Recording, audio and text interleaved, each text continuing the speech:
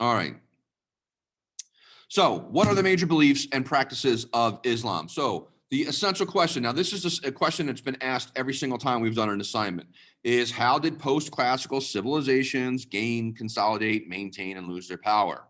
Okay, we talked about that with the Tang and Song dynasty before Thanksgiving. We talked about that with the Silk Roads. And what we mean by post-classical, what we mean by that is the civilizations of ancient Rome and ancient Greece. Okay, these were magnificent civilizations. They had numerous writings and teachings and scholarly work and arts and music and architecture, and it got lost after civilizations fell. All right, that stuff went away too. Now, in Europe, we then went into a period what we refer to as historians, and you've heard this before, of the Dark Ages, okay, or medieval time period, or the Middle Ages. It's all these words are used to describe the same time period. Why it's called the Dark Ages, although it wasn't totally dark, but in Europe, it got away from the classical works. It got away from scholarly work. It got away from personal enlightenment. It really was the time of existence of doing everything in the name of religion and not in the name of, ooh, I'm looking at the sky and, I can sort of map out, there's a sort of same motion of the sun and the planets and certain stars are in a certain, right? Like doing scholarly work. In this period in Europe, it was called the Dark Ages because people were just like, yeah. Again, not everybody. Some people still did this stuff. But by and large, it was a lot about living your life in doing the right things because God wants it this way. Okay. So we call that the Dark Ages. Well, coincidentally, during the Dark Ages, in the Arab world, okay, Islam was going through its golden age. It was going through its age of enlightenment. Much science and math and medicine, medical experiments came from this time period of 1200 to 1450 before Europe had its Renaissance, right? We're going to get into that next after we do this whole unit. But we don't really learn about this much in history, all right? For many of you, this is the first time, 9th grade, 14 years old, that you're even learning anything about Asia or anything about North Africa or anything about the Arabian Peninsula, because a lot of history that you're taught in our school system is what we call Western civilization, meaning we learn about America and we learn about many of our ancestors of people who live in America. And that is mostly European at this point. Like we're lucky in Ben Salem, we get a strong influence from all over the world. Okay. But, by and large, speaking in America, it has mostly people of European ancestry. So we learn all the European history when we're in elementary school and middle school, okay? So this course, what I'm hoping is we're gonna take you into parts of the world that you're not used to ever learning about or knowing that these things actually existed. So Islam was a big deal during this time period. It's still a big deal today, but not in the way you're probably thinking of it. So what is Mr. Lee saying? What are the major beliefs and practices of Islam? That's what we're here to do today. So you're going to do this sheet with me. The objective today is to identify and describe the major beliefs and practices of Islam. Now, today is not to make you an expert in Islam. It's not to convert you, okay? We're going to learn some basics of the religion, but we're certainly not here as a religious course. We're here to learn that how this religion shaped an entire area of the world and actually drove advances in technology, in science, in medicine, in math. All right, so the symbol you're seeing on your screen right now, maybe if you're Islamic in the class, all right, I should say Muslim. Now, let me clear this up. People mess up Islam and Muslim all the time, okay? Islam is the religion. Muslim are the people who follow Islam, follow the religion, okay? So we have, just like we have Christianity, okay?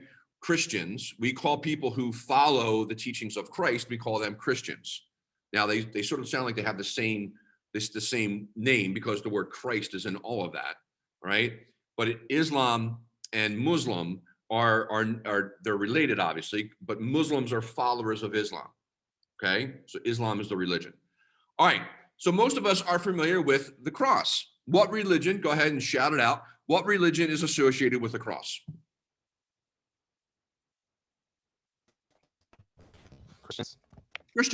Christianity.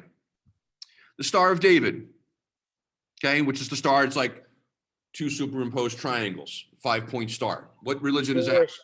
Yeah, Jewish. Okay. If I asked you what this is, now obviously you know what we're talking about today, but if I would have led and said, hey guys, do you know what this is? How many people would have known that this is associated with Islam? Me. Sounds smart. I wouldn't have known. Right. Most of us wouldn't, right? Some of us, if you are Muslim and you practice Islam, you know exactly what this is. It's a star and crescent moon.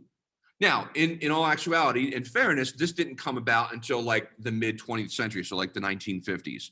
But this symbol is now associated with the religion of Islam. So much like we're all conditioned. And by the way, we all know the cross. You don't even have to be Christian. You know the cross because you've seen it so much. Because a lot of people in this area that we live in are Christian. A lot of you know the Star of David that are not Jewish, okay? But you have Jewish friends. You may live amongst Jewish families. And over time, you've got to see that symbol. In fact, remember, and I'm getting a little bit ahead of the lesson here, but remember, Judaism, Christianity came out of Judaism. Judaism is like the oldest religion. And then Christianity came out of Judaism, and then Islam after that. So they're all related, believe it or not, and we're going to discover how. So what I want you to do, okay, now, all right, guys, stop talking. Let me do something. Here we go. The directions are simple. You can one or two or do 2 bullet points. I'm asking you to write down in this little space in here, write down 2 things you know about Islamic beliefs. And you might not know anything about Islamic beliefs. Make something up that you think you know about it. You don't have to be right here. There's no wrong answer. I'm going to give you a minute. It should take you a minute to type 2 things that you think you know about Islamic beliefs. And I'm only going to be the one who reads it. So it's not like I'm not going to go put it up on TikTok.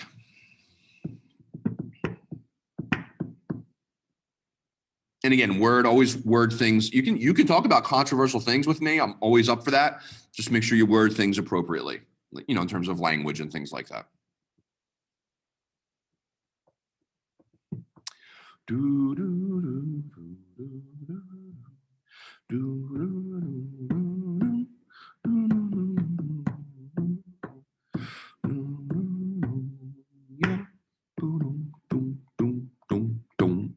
Okay. That's it. I'm not asking you to write a story or a paragraph. Just 2 things that you think you know about Islamic beliefs. Now let's find out how close or how far you really were from it. All right, we're going to watch this very short video. It's like 3 minutes and 40 seconds. All right. And it is an introduction to Islam from the OWN network, which is Oprah Winfrey. So you get to learn about Islam, and you get to learn about Islam, and you get to learn about Islam. Do you get the joke? Do you get the reference? No. Come on, man. I'm dropping gold. Comedy. Yes. Comedy gold. I get it, Mr. Lee. Thank you. You get extra credit for today. Was that Brandon? That was obviously Gavin. Oh, Gavin. I'm sorry. It's all right. I forgive you. Oh, so glad to be forgiven, Gavin. All right, here we go. 3 minutes and 24 seconds of you think you know about Islam. Let's find out. Islam is the 2nd largest religion in the world with over 1.5 billion followers. And like Christianity, Islam is a transnational religion, meaning that there are Muslims living in every country in the world, and there are many countries that are majority Muslim. Most Muslims will think of themselves as either Shia or Sunni, but there is tremendous diversity even within Shia Islam and within Sunni Islam that's often regionally dependent. Islam literally means submission, and so Muslims see themselves as coming to God with great humility. And for Muslims, submitting to God creates a radical sense of equality. The most sacred text for Muslims is the Holy Quran, which most Muslims believe is the direct word of God, as revealed to Muhammad through the angel Gabriel. And even though Muslims hold Christian and Jewish prophetic lineages as authoritative, for Muslims, the most important prophet and the final prophet is Muhammad. Muhammad brought Judeo-Christian monotheism to the Arab people about 1,300 years ago. One of the most misunderstood concepts in Islam is that of jihad, which many people interpret as a holy war. But there is nothing holy about war. And what jihad actually represents is an internal struggle, the battle that's raging in our own heart. And all of our religious traditions talk about that internal struggle. In that respect, jihad isn't just a Muslim idea, but it's a reality of the human condition. In order to understand what animates Muslim life, it's helpful to think about the 5 pillars of Islam, which is an aspiration that most Muslims around the world have. The first pillar is Shahada, or the recitation of faith. There is no God but God, and Muhammad is his prophet. The second pillar is Salat, or ritual prayer 5 times a day facing in the direction of Mecca, the holiest of Muslim sites. The third pillar is a zakat, or charitable giving to the poor. A certain percentage of your salary every year would be given for philanthropy. The fourth pillar is Ramadan, or fasting during the holy month. That month changes each year. It's based on a lunar calendar, but Muslims will generally fast for a full month. For Muslims, developing a type of self-discipline through fasting will help ensure that they are able to follow the other tenets of their faith in a way that is equally rigorous and devotional. And the fifth pillar is Hajj, or the aspiration to undertake a pilgrimage to Mecca at least once in your life. And through these 5 pillars, we see a global sense of community amongst Muslims, a shared sense of experience that really connects Muslims across time and space.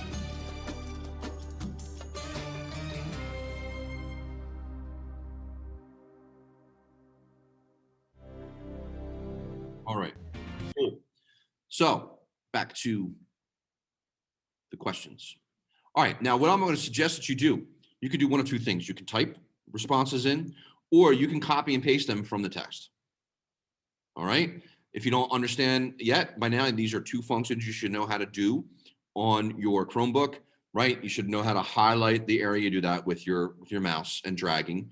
But then if you Command C, it copies, and then you're going to click underneath the answer, and you can Command V and paste it, okay? Or you can type it in, that's fine.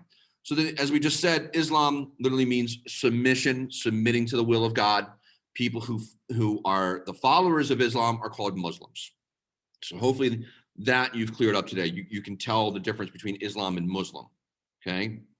The name of God in the Islamic faith is Allah. Now, remember, it's the same God that Christians and Jews pray to. The reason why he's called Allah, not because he or she or whatever entity you want to think of it is different person or a different spirit. It's just, that's the Arabic word for God, is Allah. Okay, so when you hear a Muslim say Allah, you don't have to be like, oh my God, who are they talking about? Actually, yes, oh my God, they're talking about your God if you are a religious person. All right. So the question asks us, why are Muslims, Christians, and Jews considered Abrahamic religions? Well, let's consult the text. Abrahamic religions are the monotheistic, which means one God. Monotheistic, mono means one, okay? One God. Religions of the Middle East that trace their common origin to a person named Abraham. So all 3 religions can trace their origin to a person named Abraham, which is why they're called Abrahamic religions. That's the answer to number 1. So you either are furiously typing or you're copying and pasting that first sentence and pasting it in the space provided.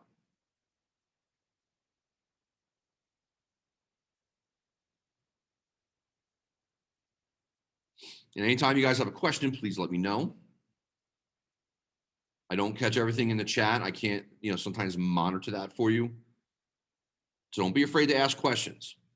That's why you're in class, to learn. If you knew all this, we would not need to go over it.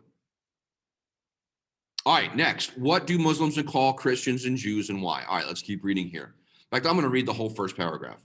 The 3 largest Abrahamic religions are Judaism, which was in the 1000 BCE, before the Common Era, okay, or the year 0, which happens to coincide with the birth of Jesus.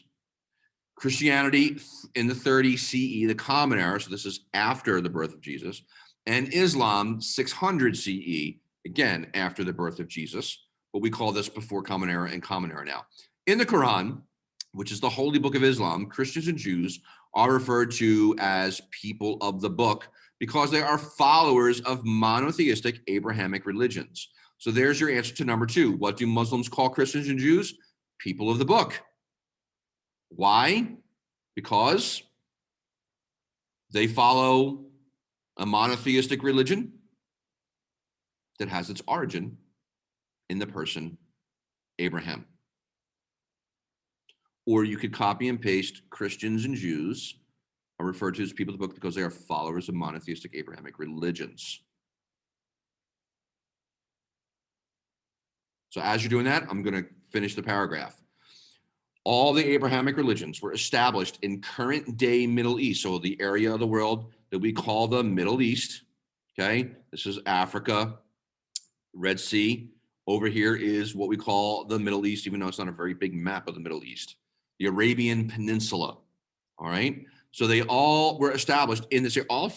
All three big major religions, all established in the same area. And you're going to see why? Because they all start from praying to the same God. They are connected by a common belief in the same God and recognition of many of the same prophets. Okay, so in what order were the Abrahamic religions established? Well, it shows us up here. Judaism is the oldest religion in 1000 BCE, or in what would they call the thousands BCE. Number 2 is Christianity. And the youngest of the 3 is Islam. So in what order? Judaism, Christianity, Islam. And number 4, what are the 3 main commonalities between the Abrahamic religions? Well, we just said it. All 3 were established in the Middle East. They all worship the same God. And they recognize many of the same prophets. I'll give you 30 seconds to Can you finish repeat it? typing or copy and pasting. Can you say it again? Again, I just need a second. it's okay. Yeah, I'll say it again. The last answer, what are the 3 main commonalities? All 3 were established in the Middle East. They're all connected by a common belief in the same God. And all 3 recognize many of the same prophets. Okay, so it's not that Jesus is only a Christian thing. Okay, Jews and Muslims recognize Jesus as a prophet. The difference is Christians believe that Jesus is God or the Son of God, the human representation of God. And Jews and Muslims do not believe that, but they know that there was a Jesus. They recognize and believe that Jesus was a prophet. Same with Moses and Abraham and David. Okay, you're going to find all of them in all 3 of these religions. So some of you might be going, my gosh, how are these so common? Why are we so different? Why are there such big differences? Well, as we keep learning about it, we're going to find out. All right, so you should have 4 of the 8 are already done on this one paragraph. Scrolling right along here. So now we're looking at, in addition to the Prophet Muhammad, who are the other important prophets in Islam? We're about to find out right now. So the founder of Islam is someone named Muhammad. And Muhammad was a merchant, born in the Arabian city of Mecca. So you can see where the importance of Mecca comes in. This is where our prophet Muhammad was born. This is why we face, if we're Muslim, we face 5 times a day towards Mecca to pray. Okay. Allah started to speak to Muhammad, and Muhammad was probably like, doing his thing and being a merchant in Mecca, and Allah's talking to him, and he's probably like, did you hear that? What? He's hearing this voice of God. And then of course he's probably had his doubts at first, probably was like, oh my God, I'm cracking up. But then he's like, okay, no, this is Allah talking to me. Went home, told his wife, his family, and I'm sure at first they were all kind of like, are you okay? You feeling all right? could you guys imagine you going home, hey, mom, dad, funny thing, I was in seventh period and guy was starting to talk to me, starting to tell me this is what we need to do now going forward. What do you think the reaction of your parents would be at that moment? Do you think they'd be like, wow, that's amazing, God chose you to speak through? Or do you think they'd be like, this boy needs some help? He's finally lost it. My mom's gonna be like, you're going to the loony bin. I think most people would, I think all of us, whether you're religious or not, would have, at first, like, all right, so why are you choosing me again? Like, what am I doing for you? So you can imagine, but sure enough, they all accepted it. And like, cool. All right, God's speaking through you. Here we go. And Islam is born. All right, so Muslims revere other prophets, including Abraham, Jesus, and Moses. So there's your answer to number 5. Okay. Muhammad is the final prophet. In Islam, Muhammad's the guy. That's the head honcho. It's God and then Muhammad. But they're also like, yeah. Abraham, Jesus, Moses, cool dudes. Absolutely. They're important, but they're not Muhammad. Muhammad is the final prophet sent from God. Okay? So there's a divergence from Christianity. Christians believe that Jesus is the Son of God. He's literally the physical embodiment of God. Okay? So big difference there. You can start to see where things start to split. All right. According to the Muslim belief, how long did it take for the entire Quran to be revealed to Muhammad? All right. So the Quran is the holy book for Muslims. Bible is the holy book, right, for Christians, right? And the what's it called? The Torah is the holy book for Jews, right? All right, so but the Quran, here's the difference, right? So first of all, Muslims believe it was revealed in stages to the Prophet Muhammad over 23 years, and finally written down into book form after Muhammad died, okay? So the answer to number 6, according to Muslim belief, how long did it take for the Quran to be revealed to Muhammad? 23 years. So God was, Allah was, giving out this information in drips and drabs. And, Muhammad just wrote it down on various scraps of papyrus. And eventually after the death, someone collected all those papyri, and made a book. And that book is called the Quran. Now, Muslims also believe that the Quran is the sacred word of God. So when a Muslim reads the Quran, they believe that is the actual words of God. Where a Christian reads the Bible, or a Jew reads the Torah, they know that these are people wrote this in interpreting what God wanted. All right, so that's a very big difference there. Okay, the Quran, literally, when you read the Quran, if you're a Muslim, this is like God speaking right at you. Okay, where we know that the Bible and the Torah are interpretations of what God said.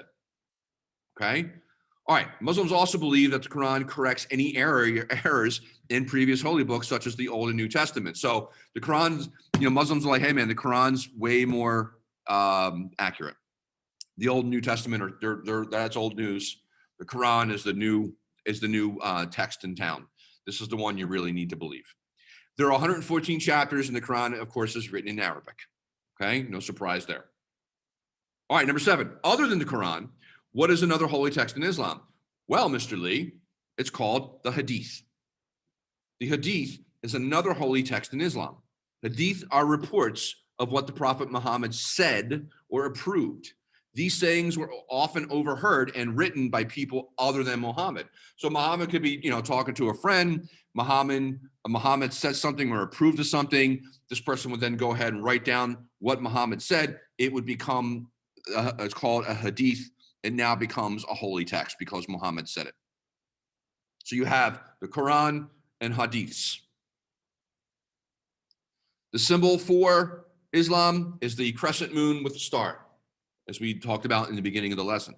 Okay, and again, only became prominent. This isn't like an ancient symbol. This only became prominent in the mid-19th century. So let's just call it 1950, just to give you guys an idea of what time period that is. All right, moving on. How do Muslims view Jesus differently than Christians? So Muslims are monotheistic and believe, remember, monotheistic means one God.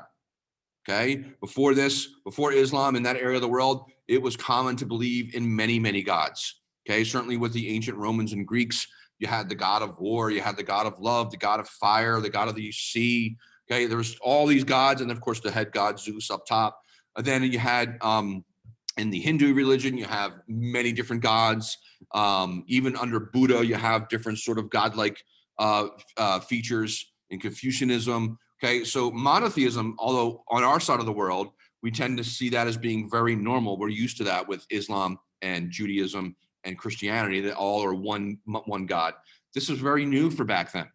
Okay, Allah, which is the Arabic name, as I explained in the beginning of the lesson, Allah is not a different person. It's the actual Arabic word for God.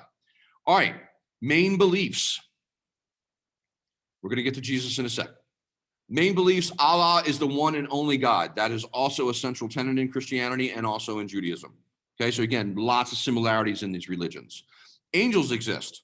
Okay, angels in the Muslim faith or Islamic faith, and of course, angels we see a lot in Christianity. We're big fans of angels, those who believe in Christian or who believe in the Christian faith.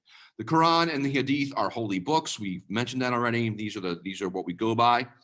Belief in the prophets mentioned in the Torah and Holy Bible, including Abraham, Moses, David, and Jesus, and others that Muhammad is the final prophet, though, right? So again, they believe in all these other folks that the Jews and the Christians believe in as prophets, but Muhammad is the final prophet, okay? Where in the other faiths, that is not the truth for them. Belief in the day of judgment, when Allah will determine if you go to heaven or hell. We see this common in Judaism and Christianity as well, okay? The day of judgment. Belief that Allah has the knowledge of all that will happen, but that it does not prevent humans from having free will. So in other words, and if you're a Muslim, you have the choice to do what you want to do, okay? But Allah already knows what's going to happen. And we see this in Christianity and Judaism as well. And then beliefs about Jesus. So here's the answer to number 8. Unlike Christians, Muslims do not believe that Jesus is God or the Son of God. Jesus is heavily discussed in the Quran. So Jesus makes appearances in the Quran. And he is an important prophet in the Quran, but he's not the Son of God. So that's how Muslims view Jesus differently. They don't believe he's the Son of God. So that's what you need for number 8. Sharia law, you may have heard of this before, or Islamic law, is a set of rules that come from the Quran, which is the Muslim holy book. So what the Quran says, these are the laws you must follow if you are a Muslim, and that's called Sharia law. And also from a hadith, which we know are sayings attributed to the Prophet Muhammad. He said these things, I wrote it down, became a hadith. This is also holy text and became part of Sharia law. And there's something called a fatwas, the ruling of an Islamic scholar. So, very learned people in the Muslim world, if they came up to a conclusion about something, that sort of stood as something we could use as law as well. And that became part of our Sharia law because it came from an Islamic scholar, and that's called a fatwas. Muslims, of course, worship in mosques. That's where their house of worship is called. And they all have to point towards Mecca. So the front of the building should be facing Mecca, okay, geographically, from where you are. They look different, of course, though, where they are and who built them. So here's an example. This picture is a mosque in Pakistan. Here's a mosque in Iran. So, some similarities, but you can definitely see some differences. And of course, in China, so you still get that China influence in the architecture of those roofs are sort of dead giveaways, right? But that's still a mosque. Spiritual leaders of Islam, you're going to hear are called imams. You'll hear this on the news a lot. Imams are a spiritual leader, and sheikhs. There are 2 holiday festivals. The one they talked about already in the video is Ramadan. It's a festival after Ramadan is complete. It's for a whole month. It follows the lunar calendar. I mean, it follows the cycles of the moon. So sometimes it's in the wintertime, sometimes it's in the summertime. We don't need to get into details on that. Ramadan is where you fast. You don't eat or drink throughout the day. Daylight hours, and of course you eat at nighttime. Jews have that as well. With the Friday sundown, they have their fasting periods of time in the holidays, and even Christians do too. So again, lots of similarities here. The second one and final holiday, it celebrates Abraham's willingness to sacrifice his son when God ordered him to. Again, we don't have to really get into that. That's just letting you know that there are two religious holidays in the Islamic faith. The 5 pillars of Islam, again, I don't expect you to memorize these. Just know that there are 5 pillars. And of course, all 5 really are a way to guide someone in having a good life and how to act towards their neighbors. And again, you will find these same themes in all of the Abrahamic religions, right? The declaration of faith, God is the only God, that's in all 3. Prayer is in all 3. Now, Muslims pray 5 times a day. There's no other stipulations in other religions, but as a Christian or a Jew, you can pray whenever you want to pray. Some people, giving thanks before a meal, consider that even being a prayer. All 3 religions deal with charity. Hey, no matter what kind of money you make or what your lot in life is, there's always someone who's less fortunate than you, and you should reach out to them. All right. Even though you don't think you have 2 nickels to rub together, is there something you can do that helps a neighbor that's in worse shape than you? Okay, that's a pillar in all 3 Abrahamic religions. Now, the one that's different is the Hajj. He called it the Hajj. I've always heard it pronounced Hajj, but I'm not going to worry about it. That's a specific pilgrimage that every Muslim at some point in their life is supposed to make that trip to Mecca, actually go to Mecca. And then I just talked about fasting, not eating. That's self-purification, self-discipline. Every religion has their sort of fasting requirements. Muslims today, this is 2014, 6 years ago, but it's still pretty relevant. This is where you're going to find the bulk of Muslim population. But that doesn't mean we don't have Muslims on every continent. We do, well, except Antarctica. All right. But we have Muslims all over the world. But this is where you're going to find the majority of the Muslim population. Again, you're talking about 1.5 billion people on the planet. Okay. And sure enough, this goes all the way back. You can almost make this map in the year 1200. Still very heavy concentration in North Africa, the Middle East, okay, and Southeast Asia, and way down here in Oceania. All right. Last but not least, identify and describe Islam's major beliefs and practices. You can go all the way back up. Go ahead and copy this paragraph. It's the main beliefs. And you're going to paste it below. You can bullet point it. Throw in the bullet point up here. Bullet point, paste. And then someone tell me, what were the 2 sacred texts? What were they called in Islam?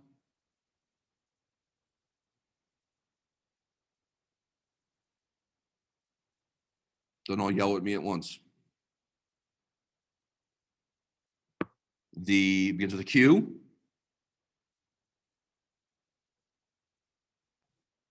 Quran. The what? Quran. The Quran, which is Quran. And if you want to get fancy, you put the apostrophe after the U, Q-U apostrophe R-A-N. And what was the other text? When I heard Muhammad say something, I wrote it down. A bit. The Hadith. Hadith. But you were there. Hadith. Hadith. And that, my friends, is the end. So you should submit that as long as you have your 2. Go back and look at your 2, by the way, I forgot. Don't do anything yet. Go back and look at your 2. What do you think you know about Islam? And you don't have to tell me. You don't have to share it to the class. Were you close? Were you way off? So you should have that. All 8 questions are answered. And you've copied and pasted the major beliefs. And you have your second bullet point, the 2 texts being the Quran and a Hadith. And if you have all of that done, you're going to submit it right now. So there's no reason why, we have 22 people on this Zoom right now. I should have 22 submissions by 1:39. And you have received full credit for the assignment. It's that easy. And I hope you've learned something about Islam. We're going to continue with Islam this week. Okay. Today was just sort of like, what's the main beliefs? How did it originate? But now we got to talk about, okay, well, what's the effects? How did it really catch on around the world? And I'm sure a lot of us being Americans and hearing what we hear on the news, I'm sure a lot of us, when we hear the word Islam, we might have some anxiety, right? There might be some fear. because of what you see with, particular, a radical fundamentalist part of Islam that is out terrorizing, right? And unfortunately, that sort of becomes the perception of all Islam. So why we're talking about it even in this class is to kind of educate you more about that, so you are less afraid and you are more understanding that there's a lot that goes into Islam, just like every religion. Christianity certainly went through its time period. Judaism went through its time period of harsh punishments of people, and those religions have since moved on. All right. And again, world history. We got to know why things happen the way they are. Where did we learn some of the math they gave us? Those of you who took algebra, you can thank the Islamic world, the Arab world, our number system, 1, 2, 3, 4, 5, 6, 7, 8, 9, 10, and forever. They're called Arabic numbers, Arabic numerals. Technology, medicine, some of our first hospitals, pharmacies, surgical procedures. So while Europe was going through its dark period of no intellectual curiosity, and we don't care about the works of Plato and Aristotle and Socrates, and you can take that and shove it. Okay, the Arab world was blossoming, the golden age of Islam, they call it. And of course, that's going to lead eventually to the Renaissance in Europe. And then Europe's going to have its awakening, and we'll be talking about that. So everything is connected. Isn't that amazing? What a great note to end on. Are you all inspired by that thought? Of course. That's right. Gavin knows how. Of course, why wouldn't I? Gavin knows how to make Mr. Lee feel good. You already know, Mr. Lee. And I guess Chase too. They know how to stay on Mr. Lee's good side, right? Yes, sir. Yes. All right, let me see if anyone snuck on here as we went that may have been marked absent. All right, guys, that's the bell. I'll see you all same time, same place tomorrow. Bye. See you tomorrow. Adios. Bye-bye. Bye. Arrivederci.